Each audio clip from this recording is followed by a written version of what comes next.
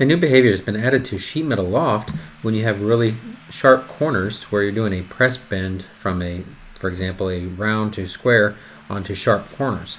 If you'll notice on this particular example, we have a really small fillet here on our square profile, and we're coming from a circular profile on our press bend. So we're going to go ahead and create our loft.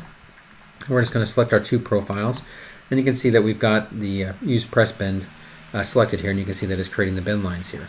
The new behavior that it's doing is once we create this, it's actually creating the bend lines for this to go to a point on the unfold. So for example, if we go ahead and unfold this, the bend lines will all now actually point directly to this point for the manufacturing process to create a true ability to unfold this or create this in a manufacturing process. So these bend lines will automatically all point down to that point on those sharp points for the sheet metal.